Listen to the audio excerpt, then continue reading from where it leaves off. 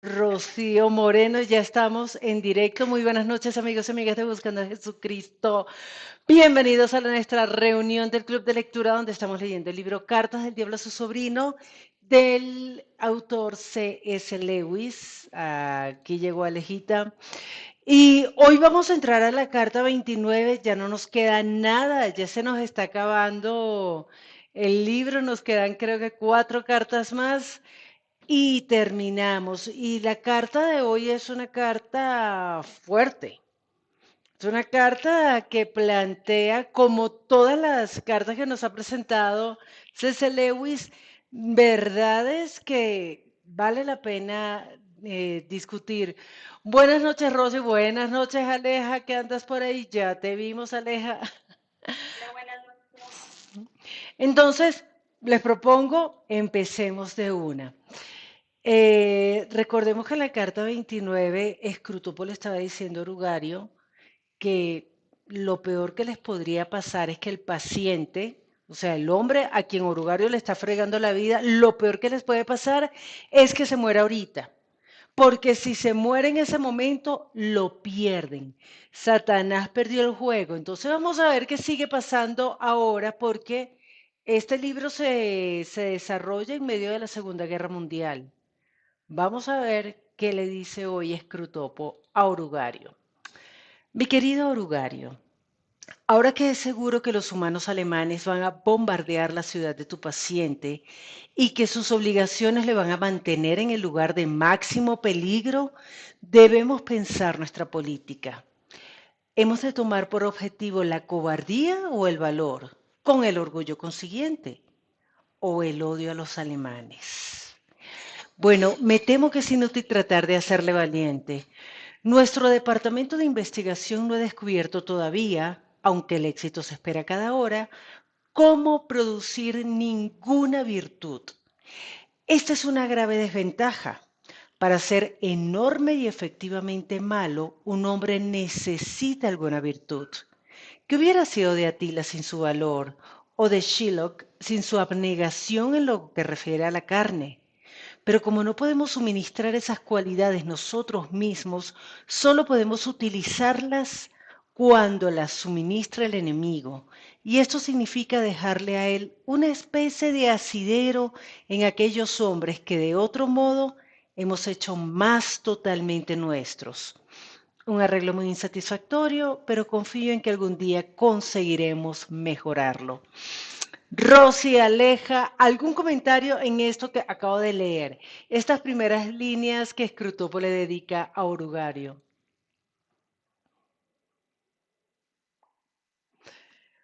Ajá, Rosy. Pues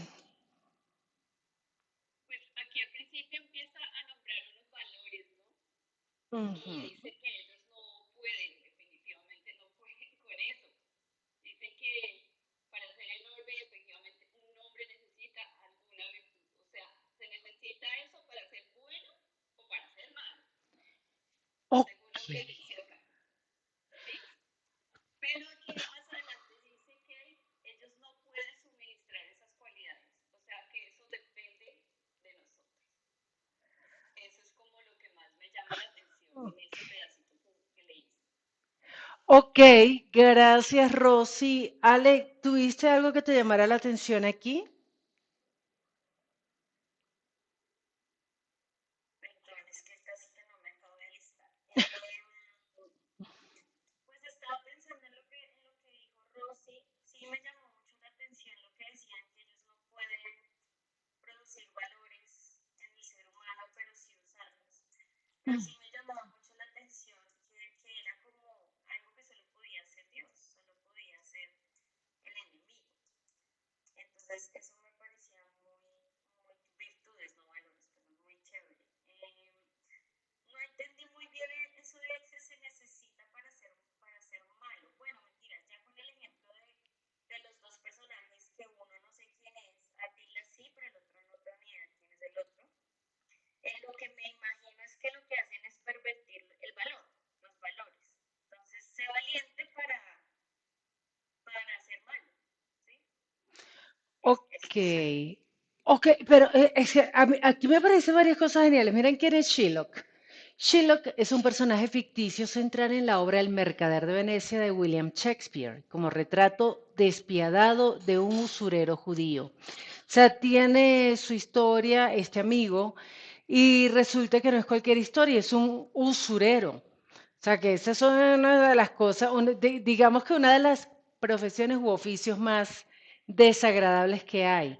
Pero para ser malo, definitivamente, es que de verdad, para ser malo hay que tener virtudes.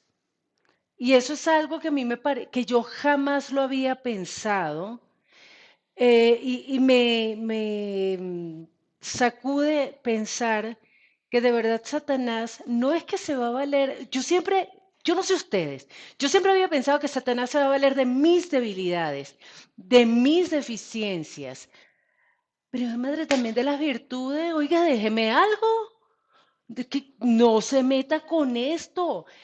Pero yo me puse a repasarlo y me parece tan real que de verdad el uso de mis virtudes por parte de Satanás, que es mi enemigo, eso yo sí lo he visto y yo digo, pero, por ejemplo, yo no sé si si ustedes se cuestionaron qué virtudes puede estar usando Satanás en mi contra, porque la realidad es que todo esto está desarrollándose en un inminente bombardeo de los alemanes a los ingleses.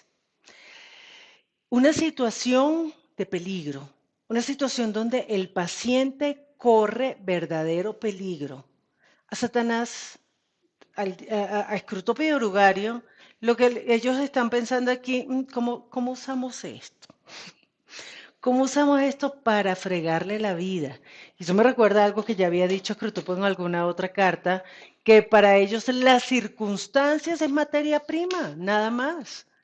A ellos no les importa si es bueno o si es malo, es materia prima. Entonces, ¿cómo vamos a usar eso? Y yo pensaba que yo, por ejemplo, soy ordenada con el tiempo, yo planifico todo, yo soy puntual. Esos son virtudes que de verdad Satanás ha usado a lo largo de toda mi vida para fregarme. Y se supone que eso es una virtud. Entonces, no es solamente mis defectos, mis debilidades, sino también mis virtudes. Rosy. Claro, porque fíjate que muchas cosas de las que nosotros creemos que son buenas en nosotros pueden ser usadas en nuestra misma contra. Porque Ujú. habla, por ejemplo, de valor, pero también habla de odio. Exacto. Entonces puede perfectamente poner una situación en la cual uno dice, pero es injusto, ¿cómo puede ser esa persona tan mala? Y ya está uno cayendo en el fuego. Total. Porque empieza a sentir y empieza a sentir cosas que no debería, pero las empieza a sentir. ¿Sí? Ni siquiera me está pasando a mí, le está pasando a otra persona, pero yo ya estoy sintiendo eso que no debería sentir, que es el odio hacia esa persona que está haciendo algo Uy, malo. sí, sí, total. ¿Qué dice Ale? Es que sí, o sea, pienso que también el punto puede ser como las emociones. O sea, yo pensaba que en esta carta se muestra mucho como ese juego emocional. Entonces, entonces quizá no es tanto la virtud, sino como también mis emociones vienen y hacen que la virtud se descarrile, por decirlo así, hacia otro lado. Pero yo creo Ok, que eso debe valer un poquito más allá. exacto. Vamos entonces a entrar al siguiente párrafo, donde él habla precisamente del odio. El odio podemos conseguirlo. La tensión de los nervios humanos en medio del ruido, el peligro y la fatiga les hace propensos a cualquier emoción violenta. Y solo es cuestión de guiar esta susceptibilidad por los conductos adecuados. Si su conciencia se resiste, atúrdele. Déjale decir que siente odio no por él, sino en nombre de las mujeres y los niños, y que a un cristiano le dicen que perdone a sus propios enemigos, no a los de las otras personas. En otras palabras, déjale considerárselo bastante identificado con las mujeres y los niños como para sentir odio en su nombre. pero no lo bastante identificado como para considerar a los enemigos de estos como propios y en consecuencia como merecedores de su perdón. Ok, ya habían tocado algo de esto. Si quieren comentar algo más en este punto, ¿les dolió?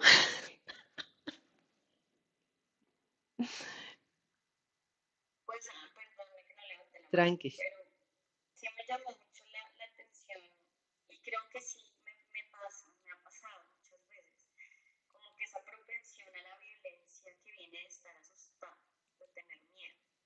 A mí me pasa, no estoy hablando de una violencia que voy a sacar un arma y le voy a pegar a alguien, no tengo armas, pero pues, podría llegar, ¿no? Pero sí, sí, a mí me pasa mucho que cuando yo me siento justamente aturdida, asustada, nerviosa, me pongo violenta, o sea, peleo, o sea, sí, como que justamente la rabia es lo que viene cuando tengo mucho temor. Entonces, sí me llamaba mucho la atención algo que decía, si su conciencia se resiste, atúrdela. Y eso me llamaba mucho la atención porque justamente una de las formas en las que yo le he hecho frente a eso, al miedo y a lo que me produce que se rabia, es haciendo como conciencia, ¿sí? Como Ajá. diciendo, a ver, calma, como respirando, tranquila, o sea, pensemos, ¿no? Paremos y pensemos, listo, hay miedo, ok, ¿a qué? Como, ¿no? Como ponerle conciencia al momento. Ujú. Entonces, claro, o sea, aturdir eso es supremamente efectivo, porque si el miedo llega a un punto de no puedes ni pensar, pues vas a reaccionar, justamente. Sí, tú Y eso, sabes. eso me parece impresionante también y me sentí identificada.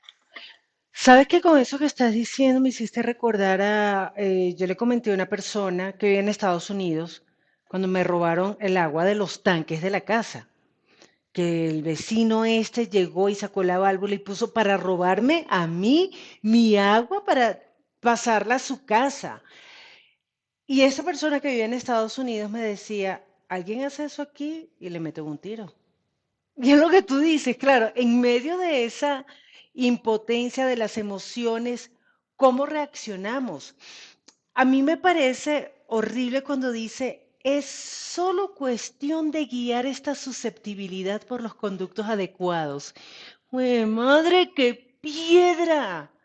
Es guiarla. Venga, o sea, ¿quién va a canalizar las emociones? ¿Satanás o yo? O sea, eso a mí para mí fue un sacudón porque yo a veces me siento tan vulnerable ante ese shot de emociones, ante ciertas circunstancias, que yo digo, no más, no se puede. Rosy, cuéntanos.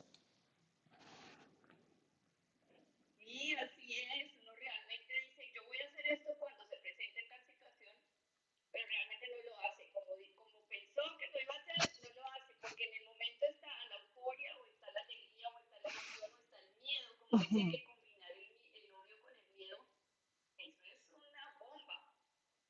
Total. Definitivamente eso es una bomba en nosotros que nosotros decimos, no, yo no lo voy a hacer, o a mí no me va a pasar.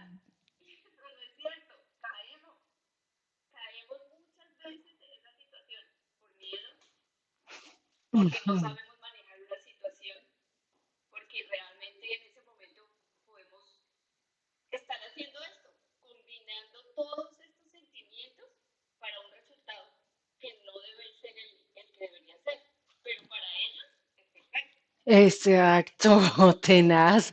¿Qué dice Ale? Me llamaba también la atención porque esto es como una ruta al odio, porque es como paso Total. uno de tensión, de nervios, ruido, peligro, fatiga, rabia, violencia y odio. Pero también me impacta que, bueno, no lo justifico, pero digamos que tiene que ver conmigo, ¿no? Me aturdió a alguien y me entré en toda la ruta. Me dio rabia, me puse violenta y odié a alguien. Me pasó a mí. Pero cuando eso tiene que ver con causas de terceros, Ujú. me parece más impresionante porque y está bien visto. Es como lo que más me Total. impacta, por ejemplo, como no sé, voy a hablar del movimiento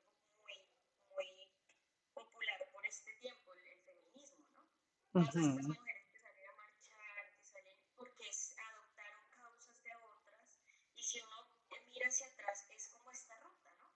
Odio a, no sé, el patriarcado, digámoslo así, no llamemos a los hombres, porque es, no, bueno, no sé, violaciones, humillaciones, bueno, en fin. Entonces como que, claro, hay un odio que viene de como un montón de situaciones atrás de mujeres que no digo que no sean reales, pero me refiero a que es como un engaño, o sea, y es generar odio hacia terceros que lo tengo, pero lo justifico. Entonces, como lo justifico, pues yo ahí no tengo nada que arreglar. Y voy a hablar de mí, como pues si fuera yo, y entonces yo no tengo nada que arreglar con quién, pues con Dios. Ah, los enemigos no son míos, el odio no es, o sea, decir, no me hicieron nada a mí, yo me estoy uniendo a una causa justa y por tanto la violencia, sí, por tanto la rabia, la violencia y el odio están justificados. Y es un engaño muy, muy sutil, ¿no? Muy sutil Total. porque parece altruista y parece noble, pero es mentira. O sea, al final me está haciendo sentir odio, me está haciendo violento y me violenta y, y sí, como que no me permite como, o sea, me está poniendo justo en el campo del enemigo, no de Dios, sino del otro, del enemigo enemigo. El verdadero enemigo. Y eso es una situación muy real en este momento, porque además hay tantas causas nobles, hay tantas causas justificadas, que nosotros como cristianos, porque no podemos perder de vista que esto le está pasando a un hombre convertido al cristianismo de adulto y están en medio de una guerra. Entonces, cómo no sentir emociones?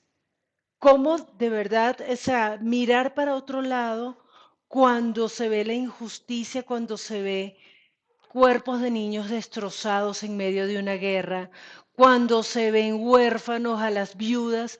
Y claro, eso es una causa plausible, pero la cuestión no es dejar de ocuparse del débil, sino cuando adopto la causa del débil y yo a veces pienso y termino no haciendo nada, porque es mucho más fácil odiar a los enemigos de los débiles que hacer algo por el débil que tengo al lado. Entonces yo pensaba aquí de verdad en mis propios odios políticos con el chavismo que destrozaron el país, bla, bla, bla, todo el cuento, pero me tengo que confrontar. ¿Y usted qué está haciendo? ¿Qué está haciendo por el que tiene al lado? Entonces, ocúpese del que tiene al lado y deje al que no del que no puede hacer nada, no se ocupe, ocúpese del que tiene al lado. Entonces ya uno en vez de sentir odio, empieza a canalizar las emociones hacia otro lado. ¿Qué dice Aleja? No, que pensaba justamente en ese tema de cómo no sentir emoción, cómo no sentirse conmovido con cosas que son reales, porque no son cuentos, ¿no? Digamos, Ujú. este tema feminista no es mentira, no es mentira que hay dolor, que hay historia, que hay cosas muy difíciles en cuanto a las mujeres a lo largo de la historia. Y sigue habiendo, y cómo no sentir dolor y cómo no yo empatizar con una causa que también me toca porque también soy mujer, pero lo que yo me cuestiono a mí misma es, no se trata de no sentir, qué bueno sentir, porque en el sentir me muevo, pero ¿hacia dónde? O sea, y el punto es, ¿yo qué estoy haciendo con eso que siento? ¿Yo a quién se lo rindo? ¿Se lo rindo al movimiento, a la Mm, causa mm. humana o se lo rindo al Señor? Entonces, cuando yo se lo rindo al Señor, la cosa cambia, porque yo tengo que decir que he visto cristianas muy enrolladas en este tema Sí. feminista desde la causa humana, pero no desde la fe, no desde decir, le rendí al Señor este dolor que yo lo siento también y Él me movió a orar, por ejemplo, me movió a ver el dolor. Entonces me movió a ver el dolor y a entender que detrás de todo esto hay dolor. ¿Cómo aporto al dolor? Sí, es muy diferente ahí cuando yo ¿a quién le rindo lo que siento? Porque el punto no es no dejar de sentir, porque se siente.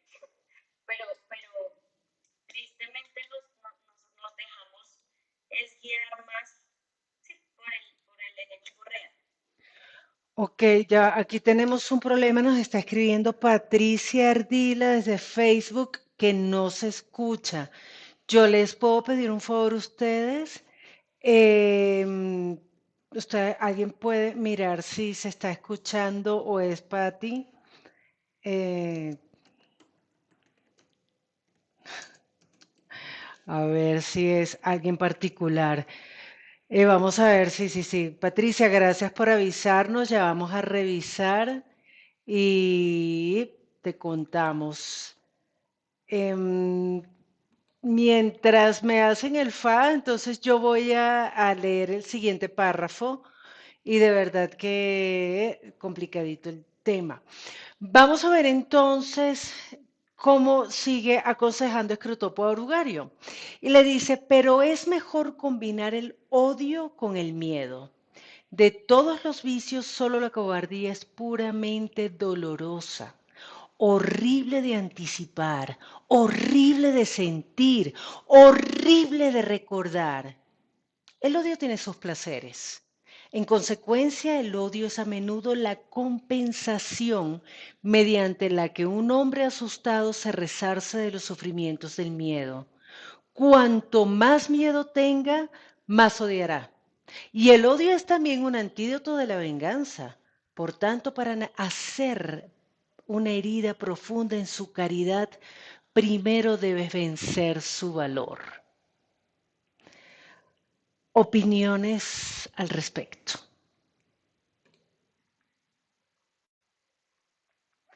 ¿Alguien?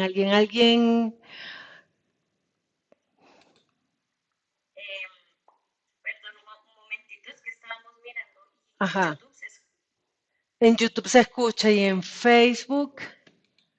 ¿Sabemos algo de Facebook? Facebook, era Facebook. Ah, Angélica Mesa nos está diciendo solo se escucha bien, Adriana. ¿Será que me quito el audífono? Mm, Vamos a ver. Ya voy a cambiar el speaker y ya. Angélica, porfa, si puedes me confirma si ya se escucha bien. Gracias. Ajá, Rosy, cuéntanos qué ibas a decir.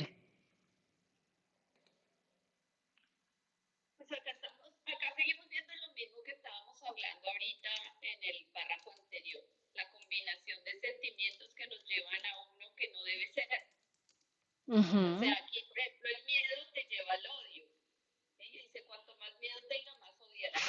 Entonces, siempre es como esa combinación que nosotros no sabemos cómo manejarla y terminamos haciendo lo que no debe ser, porque no tenemos claridad exactamente de lo que estamos sintiendo. ¿Sí? Si tú sabes que sientes inconformismo por algo, ok, está bien y es válido sentir muchas cosas, pero ¿cómo lo vamos a canalizar? ¿Realmente lo estamos canalizando como debería ser? ¿O nos estamos dejando guiar por un sentimiento tapado con otro y ya? Así solucionamos el problema. Entonces yo creo que pues así deberíamos pensar un poquitito más porque dentro de esto yo creo que todos hemos caído en el mismo juego de combinar un sentimiento con otro para hacer algo que no debería ser. Y después de eso la embarré. Sí, la embarré. Ale, ¿a ti te gustaría decir algo aquí? No. A mí este párrafo me parece, de verdad, yo les digo algo. Yo no sé si alguna vez ustedes han sido cobardes, pero yo sí, y yo detesto, o sea, es algo tal cual como, es más, yo ni me acordaba de, casi que, por qué me tienen que recordar esto? Eso de combinar el odio con el miedo, para ellos es lo mejor. Y dice, de todos los vicios, solamente la cobardía es puramente dolorosa. Y yo casi que recordé ciertos momentos de cobardía y sí, duele. A mí no me duele tanto recordar mis momentos de odio, mis momentos de verdad, ay, que maltraté a alguien, hice algo, ay, perdón, de verdad, no lo quiero volver a hacer. pero los de cobardía, esos sí me duelen. Me siento humillada, me siento avergonzada, tal cual todo lo que está diciendo. Porque es verdad lo que dice, el odio tiene sus placeres. Estoy totalmente de acuerdo. O sea, yo que viví todo el desastre político de Venezuela, yo odié, no solamente odié, yo motivé al odio. A mí me decían mis curas que yo era un perro de guerra. Así como que, no, no, no te metas aquí, usted es un perro de guerra, nosotros somos hombres de Dios. Y yo casi, ¡oh, salgan! Pero qué cosa tan espantosa el miedo, la cobardía. Pero vamos a seguir viendo qué dice, pero Aleja y luego Rosy. No, es que el miedo genera vergüenza, o sea, el miedo da oso. En cambio, nosotras, el odio es como que no lo puede justificar. Y se puede parar en su posición y dar muchos argumentos al respecto, pero el miedo es como, como una cosa muy, sí, algo y hasta el día de hoy, porque cuando lo escribió y hasta hoy, sigue siendo igual, se sigue sintiendo igual. Se sigue sintiendo guácala. ¿Qué dice Rosy? Pero fíjate que uno muchas veces con rabia dice cosas que después no dice, la embarré, así no debería ser, no he debido decir eso porque me dominó la rabia más que el sentimiento primario que era la razón. Y la rabia es un sentimiento, una consecuencia de algo. ¿Sí? Entonces, muchas veces actuamos sobre ese último sentimiento y ahí es donde realmente nos damos cuenta que no valía la pena. El primero valía la pena porque es un sentimiento válido, el segundo es una consecuencia de que muchas veces ni estamos metidos dentro de esa situación y lo estamos sintiendo. Pero la cosa más fea es como sigue diciendo aquí, porque dice que el odio es la compensación mediante la que un hombre asustado se resarce de sus sufrimientos de miedo. Yo no sé a ustedes, pero yo tengo un carácter fuerte, yo no tengo ningún carácter fuerte, yo soy una cobarde que se llena de escudos, de armaduras y de armas y de cosas para que no se me note lo temerosa que soy. Y yo ver eso, además lo digo aquí abiertamente porque siento, percibo que eso le quita poder a Satanás. O sea, el reconocer, sí, muchas de mis actitudes que parezco tan valiente y todo, no, yo soy una cobarde. Entonces, la cobarde tiene que disfrazar de odio, me da mal genio, exploto. Claro, todo eso es puro miedo disfrazado. Y dice, cuanto más miedo tenga, más odiará. Sí, yo lo viví, es verdad, es Louis Clive, te creo. Entonces, lo terrible es como dice, el odio es también un antídoto de la vergüenza. Por lo tanto, para hacer una herida profunda en su caridad, primero debes vencer su valor. El odio es un antídoto de la vergüenza. O sea que yo siento vergüenza y en lugar de enfrentar mi sentimiento de vergüenza, lo que hago es odiar. ¡Auch! Yo no sé cuán conscientes estaban ustedes de esto, si están de acuerdo, porque, ojo, no porque lo diga César Lewis, es verdad, pero aquí yo me estoy viendo retratada. Yo me estoy viendo retratada en esta carta. Yo, el perro de guerra. Yo, la que tanto odié, la que tanto animé al odio, la que tanto animé a todo el mundo a salir a la calle, córtenle la cabeza, vamos a tomar al gobierno, vamos a... Yo me acuerdo en 1992, cuando Hugo Rafael Chávez Frías intentó dar el golpe de Estado, yo le dije a mi mamá, whisky en mano, deberían matarlo. Ese tipo no puede quedar vivo. Y mi mamá, ¿cómo se te ocurre? Que no sé qué, que eso no se dice. Deberían matarlo. Y cuando en 1998 ganan las elecciones, yo le dije a mi mamá, te lo dije. Tenían que matarlo. Para mí eso era normal. ¿Cómo una persona puede pensar eso? Es una persona llena de vergüenza y de miedo. Entonces, qué terrible. Cuando nosotros, y eso me hace pensar, cuando uno ve una persona con tanto odio, con tanta, no sé, con tanto disfraz, es una persona llena de, son personas llenas de miedos y de vergüenzas. Entonces, ya mejoró el sonido, era el micrófono, ups. No voy a seguir inventando la próxima vez en vivo, la próxima vez pruebo en otro lado. Vamos a seguir entonces porque después de decirle que debe vencer su valor, agrega, ahora bien, esto es un asunto peliagudo. Hemos hecho que los hombres se enorgullezcan de la mayor parte de sus vicios, pero no de la cobardía. Cada vez que hemos estado a punto de lograrlo, el enemigo permite una guerra o un terremoto o cualquier otra calamidad. Y al instante el valor resulta tan obviamente encantador e importante, incluso a los ojos de los humanos, que toda nuestra labor es arruinada. Y todavía queda un vicio del que sienten auténtica vergüenza. El peligro de inculcar la cobardía a nuestros pacientes, por tanto, estriba en que provocamos verdadero conocimiento de sí mismos y verdadero autodesprecio, con el arrepentimiento y la humildad consiguientes. Y de hecho, durante la última guerra, miles de humanos, al descubrir su cobardía, descubrieron la moral por primera vez. En paz podemos hacer que muchos de ellos ignoren por completo el bien y el mal. En peligro, la cuestión se les plantea de tal forma en la que ni siquiera nosotros podemos cegarles.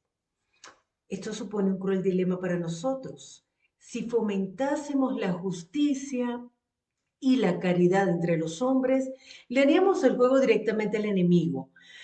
Pero si les conducimos al comportamiento opuesto, esto produce, antes o después, porque él permite que lo produzca, una guerra o una revolución. Y la ineludible alternativa entre la cobardía y el valor despierta a miles de hombres del letargo moral. Comentarios por aquí. A mí esto me parece genial, pero absolutamente genial. O sea, tanto que me tuve que poner a pensar demasiado. Rosy, cuéntanos. Aquí dice que hemos hecho que los hombres se enorgullezcan de la mayor parte de los vicios, pero no de la cobardía. O sea, la cobardía la dejan como camufladita y quietica que no se den cuenta, ¿sí? De los otros sí sabemos que están mal y esto, pero la cobardía no está mal, ¿cierto? Y mira lo que está llevando la cobardía ahí en ese caso, a lo que nos puede llevar al odio, como decía en el anterior párrafo. Pero es que se pone mejor la cosa porque después de la combinación cobardía, valor o de todo esto, hay algo, pasa algo. Dios interviene. Ale, yo no sé si tú ibas a hacer, pero te veo como con ganas de hablar. Dale, Ale. Es que es largo el párrafo, pero digamos que como que el punto, creo yo, es cómo ellos también como que quedan en una sin salida. O sea, al no lograr que el miedo llegue a ser algo justificado en el ser humano, sino que siga despertando como esa vergüenza, o sea, no es algo de lo que ellos se puedan enorgullecer.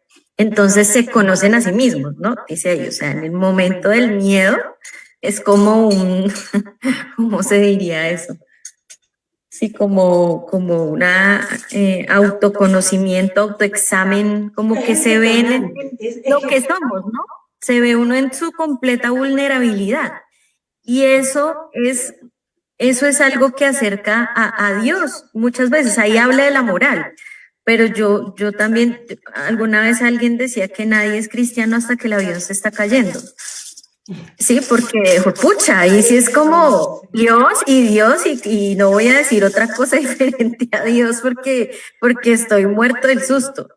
Entonces creo que es como que ese es el punto que los dejan en una sin salida, porque si ellos, es decir, el enemigo permite el enemigo Dios permite que pasen cosas que generen miedo en las personas porque ese miedo les va a acercar justamente a lo que él llama ahí como la moral, les va a sacar del letargo moral. Sea que ellos, o sea, si lo fomentan en el ser humano, tienen un riesgo muy alto de que no les salga bien. Entonces eso me parece muy chévere como pensar al final Dios tiene el control como de todas las cosas y eso me pareció muy chévere. O sea, incluso unos parrafitos atrás decía que las virtudes siguen siendo ese espacio, como ese espacio que aún a los que ellos han podido controlar les queda de Dios, porque Dios es el único que puede poner las virtudes. Entonces me parecía muy chévere eso, como pensar que el miedo sigue siendo algo que Dios permite que tengamos ahí para que entendamos quiénes somos, o sea, para que entendamos nuestras limitaciones, lo finitos que somos, lo necesitados que estamos de Él. Me parece eso muy chévere. Gracias, Ale. Aquí hay varios elementos que a mí me hicieron pensar. Porque primero, el tema de que los hombres se enorgullecen de la mayor parte de los vicios. Y yo pensaba, ¿de verdad los seres humanos nos enorgullecemos de nuestros vicios? Y desgraciadamente sí, o sea, yo sí lo he visto.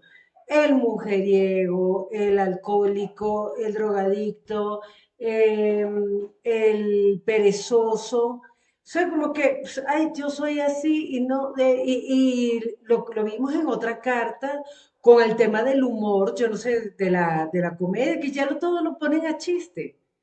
Entonces, el sentido del humor ha logrado que todo eso sea un chiste, pero nadie se enorgullece de ser cobarde. Eso, ahí nadie quiere ser cobarde. Entonces, como no han logrado que el hombre se enorgullezca de la cobardía, para ellos el peligro es que Dios permita alguna calamidad, terremoto, guerra, maremoto, lo que sea.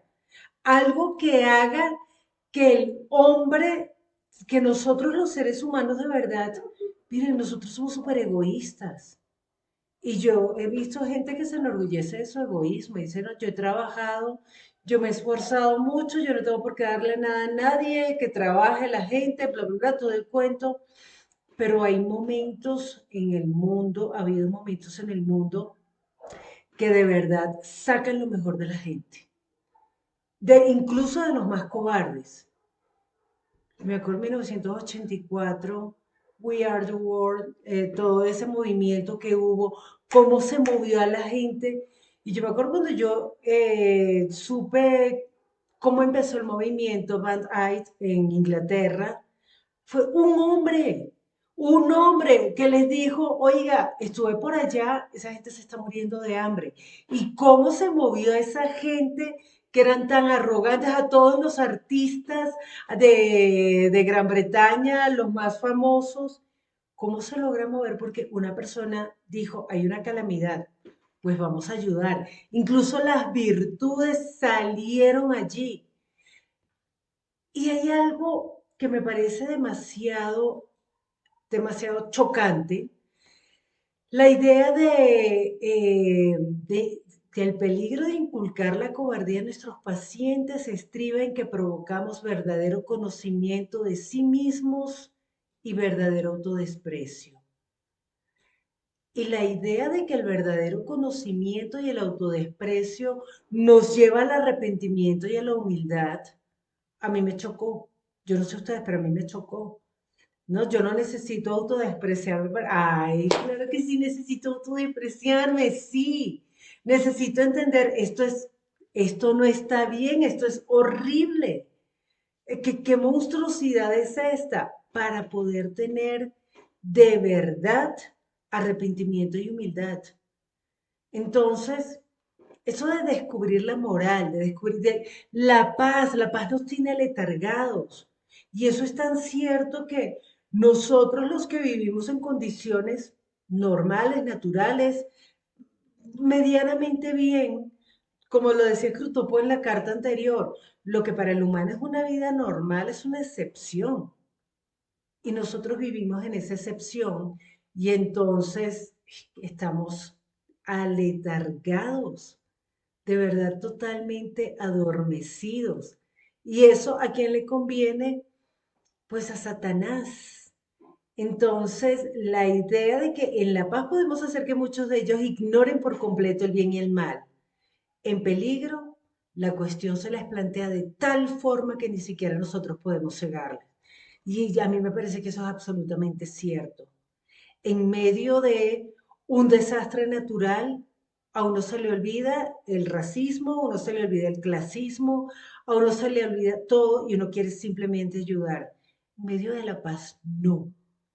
Y creo que esto, yo a veces me pregunto, ¿será que necesitamos un sacudón de esa naturaleza? Yo no lo quiero. ¿Puedo aprender a las buenas? Sí, porfis. Porque después sigue diciendo, perdón, ¿quién va a hablar? Rosy.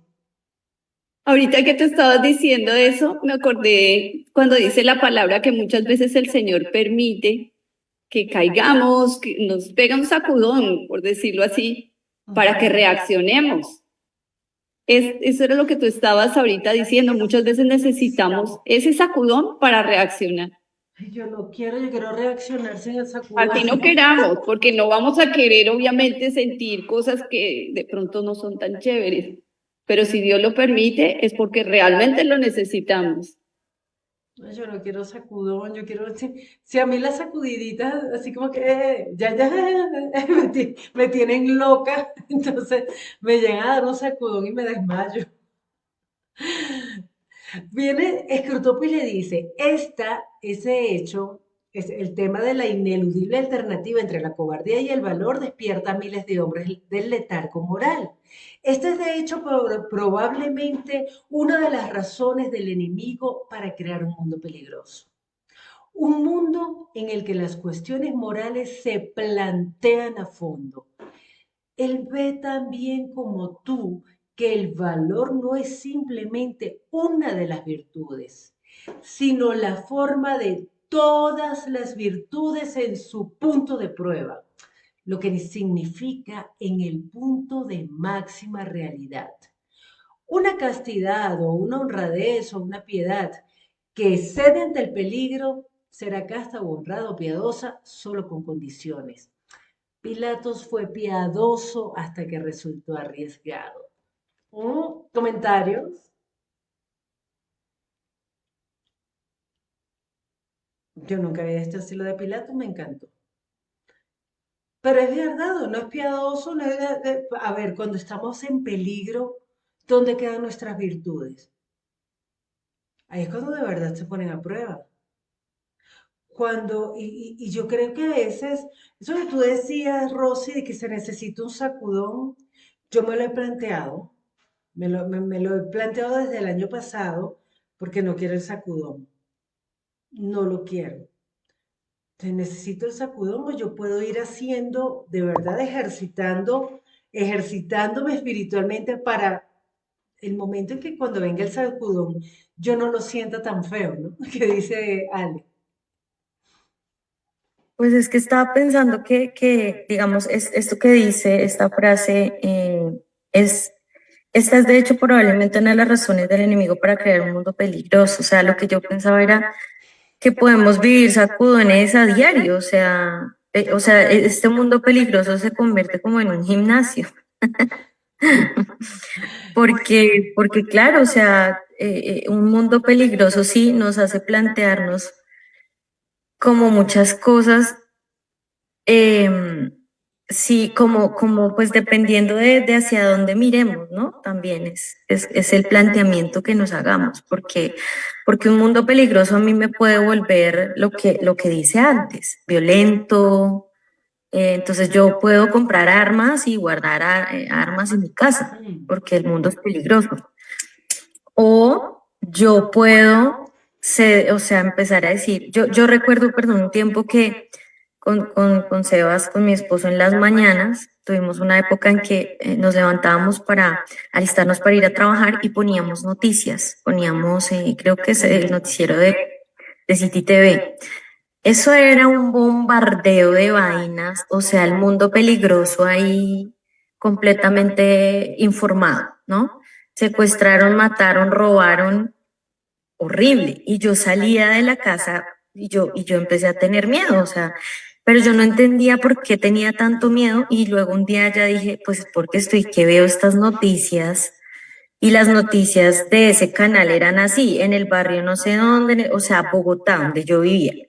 Entonces yo un día dije, no, o sea, si yo sigo viendo esto, pues claro, mi corazón está muy asustado, estoy muy prevenida y no estoy volcando ese miedo hacia nada. O sea, no estoy diciendo, Señor, tú me guardas, no, sino me compro un gas pimienta, echemos 80 chapas en la puerta. Pero cuando yo en un momento sí entendí que Dios me dijo, es lo que es de lo que estás llenando tu cabeza, que no es que sea mentira. Pero entonces, ¿qué hago? Pues apago esta cosa y le pido a Dios y confío en Él y salgo y digo, bueno, tú me guardas, Señor. Y si no, pues no importa, o sea, nada me puede separar de tu amor, ni la muerte. Entonces, listo, si ya me fui por el celular, me lo quitaron a cuchillas, pues qué hijo de madres. Sí cambia mucho la perspectiva y en esa medida el mundo peligroso se puede volver un buen gimnasio para nosotros a nivel, a nivel espiritual, digamos.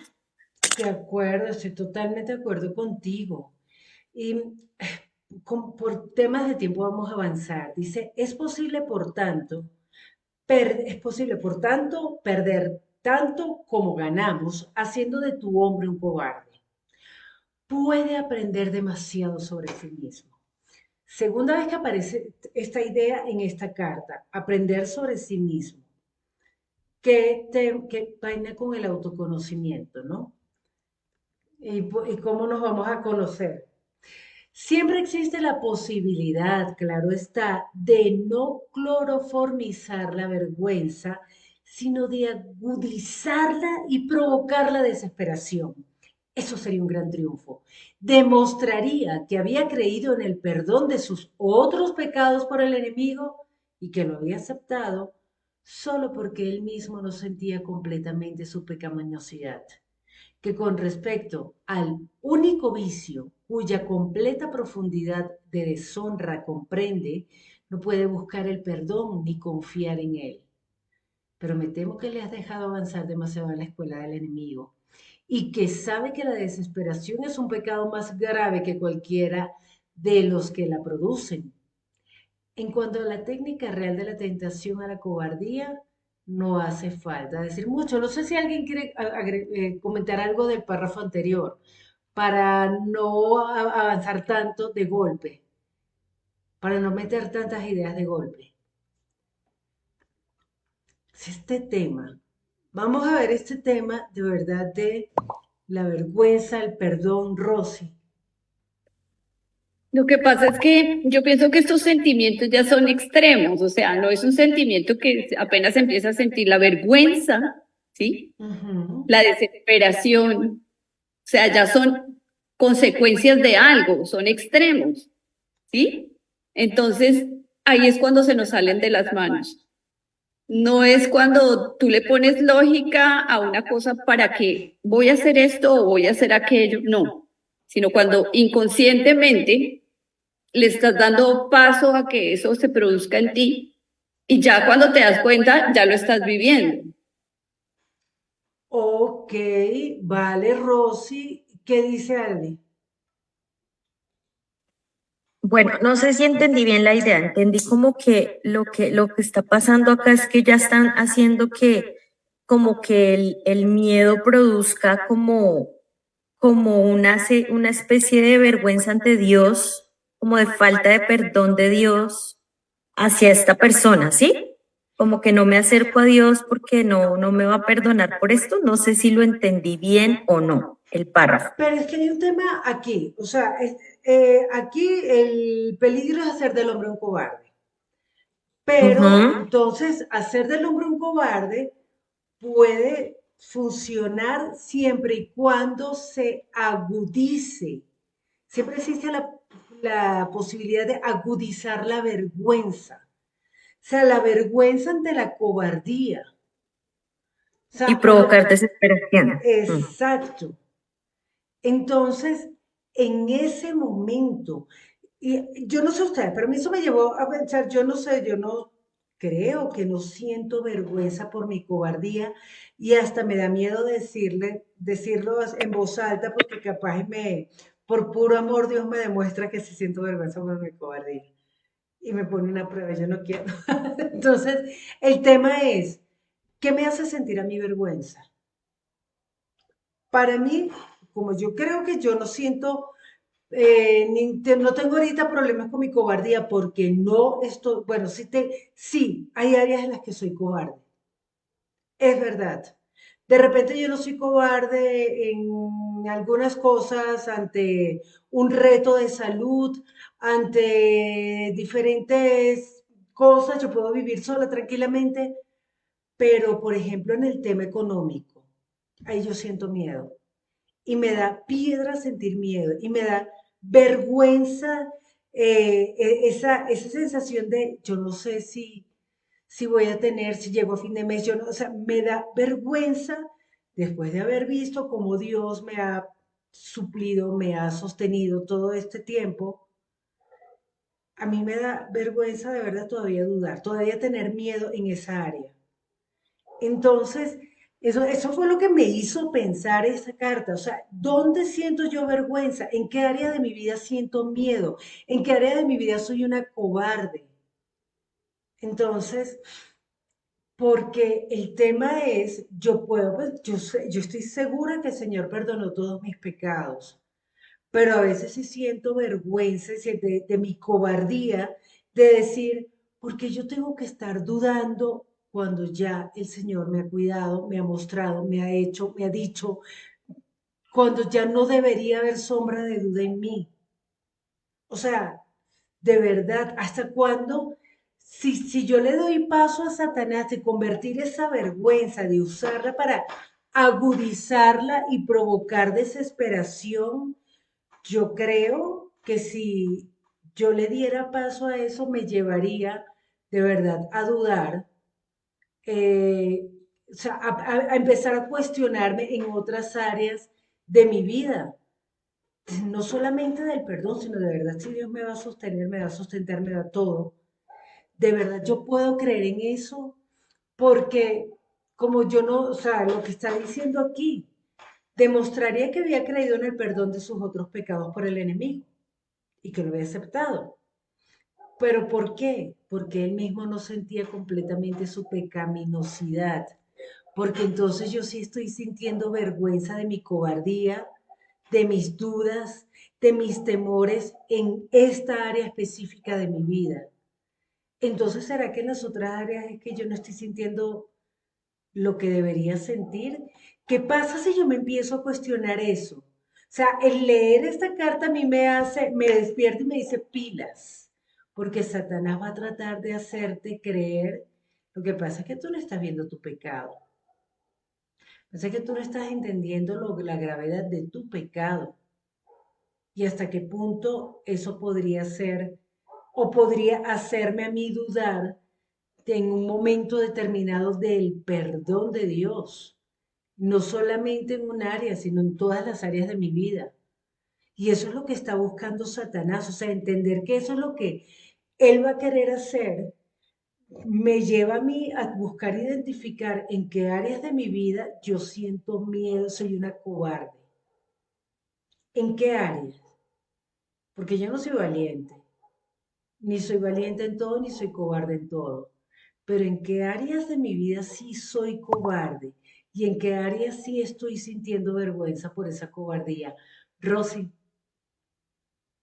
Pero yo pienso que en el momento en que tú te das cuenta que eres cobarde o en el momento en que tú te das cuenta de esa debilidad, llámese como se llame, ese sentimiento, ahí ya ganaste, porque estás reconociendo. Cuando tú no te das cuenta y lo crees que es algo que está bien, ahí perdiste. Pero cuando tú te das cuenta de que la estás embarrando, de que así no es, que definitivamente yo sola no puedo, ¿sí?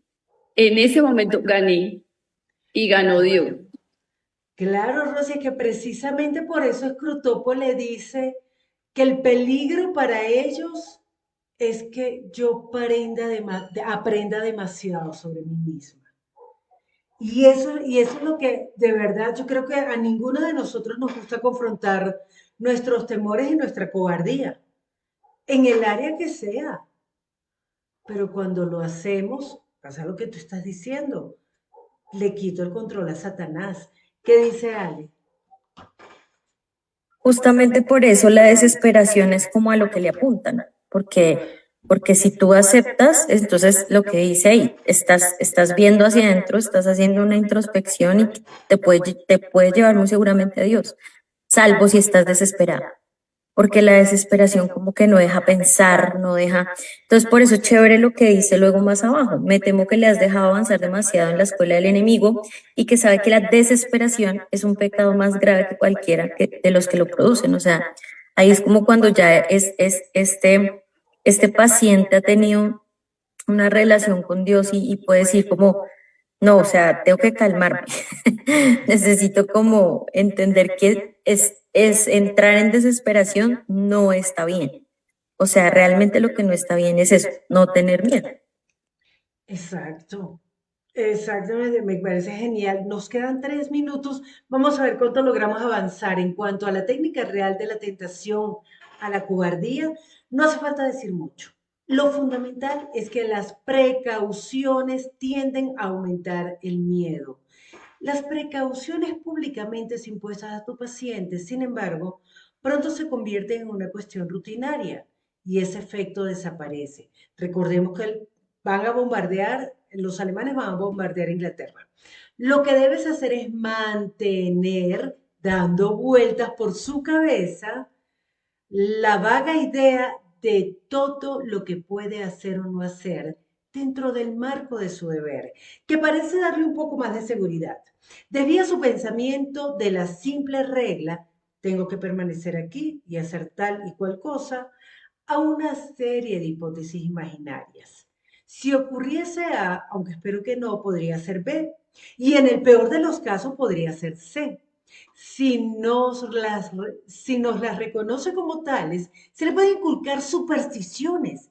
La cuestión es hacer que no deje de tener la sensación de que aparte del enemigo y del valor que el enemigo le infunde, tiene algo a lo que recurrir, de forma que lo que había de ser una entrega total al deber se vea totalmente minado por pequeñas reservas inconscientes, fabricando una serie de recursos imaginarios para impedir lo peor. Puedes provocar a ese nivel de su voluntad del que no es consciente la decisión de que no ocurrirá lo peor. Luego, en el momento de verdadero terror, méteselo en los nervios y en los músculos y puedes conseguir que cometa el acto fatal antes de que sepa qué te propones. Porque recuérdalo, el acto de cobardía es lo único que importa. La emoción del miedo no es en sí un pecado. Aunque disfrutamos de ella, no nos sirve para nada. Tu cariñoso tío, Scrutopo. Y a mí este párrafo me recuerda lo que contaba Alejandra con las noticias. El gas pimienta y la cerradura y una cosa y la otra y pongo. Y aquí lo que está hablando, o sea, ya no confío solamente en Dios, sino en todo lo que yo pueda hacer, en todo lo que yo tengo que prevenir. Chicos, no sé si tienen algún comentario antes de cerrar, Ale. De pronto también el tema de salir del presente, o sea, divagar en lo que puede ser, en lo que no puede ser, en lo que yo puedo hacer, en lo que puedo hacer, sí, como empezar a pensar en un montón de cosas que no han pasado, que no se sabe si van a pasar o no, que eso también en otra carta él lo había dicho y es una herramienta demasiado poderosa, sacarte del presente. Eso. Ujú. Sí, eso es súper importante porque volvemos al punto, cada uno de nosotros tiene áreas en sus vidas, nosotros no estamos en una guerra, no estamos en un momento crítico, pero cada uno de nosotros tiene sus áreas críticas. Y yo creo que allí es donde nosotros debemos identificar, o por lo menos a mí esta carta me deja la invitación, identifica dónde están esas áreas donde tú tienes tanto miedo que eres una cobarde. Identifica esas áreas que estás haciendo y quitarle de verdad el poder a Satanás y entregárselo a Dios. O sea, rendirme, pero ante Dios. Y ver todo lo que podemos hacer, pero dejándole las cosas a Dios en sus manos. No fue una carta tan sencilla, pero me pareció absolutamente genial y retadora. Y bueno, antes de despedirnos, el próximo jueves no tenemos reunión porque es Jueves Santo y me van a sacar de procesión. Los amo. Que el Señor los bendiga. Chao. Gracias a Gracias. todos. Gracias, Alex, Rosy.